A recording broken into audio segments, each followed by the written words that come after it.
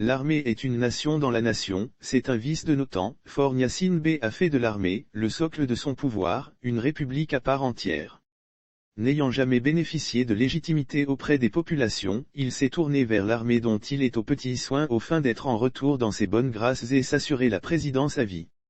Jusqu'à un passé très récent, les forces armées togolaises, FAT, présentaient chaque année leur grand rapport, qui tombait parfois pile sur le jour anniversaire de Faure Gnassingbé, au cours d'une cérémonie grandeur nature où elle faisait allégeance au chef de l'État et se dévouait corps et âme à lui. Faure Gnassingbé ne semble pas porter les Togolais dans son cœur.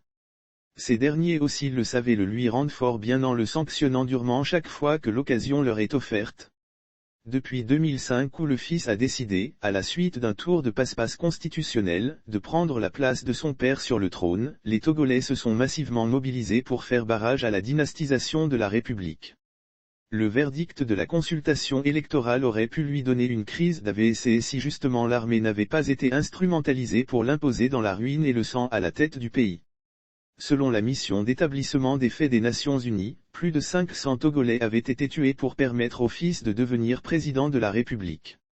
Depuis, Faure Gnassingbé a transformé l'armée en un bouclier pour conserver le pouvoir ad vitam aeternam. Les Togolais ont beau le rejeter massivement lors consultations électorales, il peut compter sur des institutions bancales comme la CENI et la Cour constitutionnelle inféodée au régime et l'institution militaire prête à tout pour l'imposer comme chef de l'État.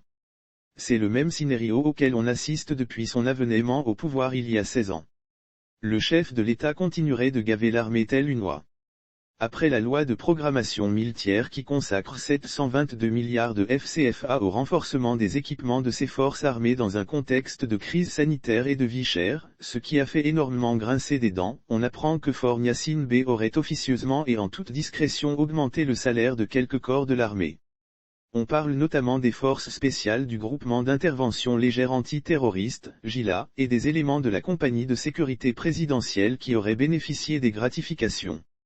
Ce faisant, le jeune président conforte dans leurs convictions ceux qui soutiennent qu'il n'envisage guère de lâcher le trône et que sa seule ambition est de rester au pouvoir et de se ménager la présidence à vie comme son père.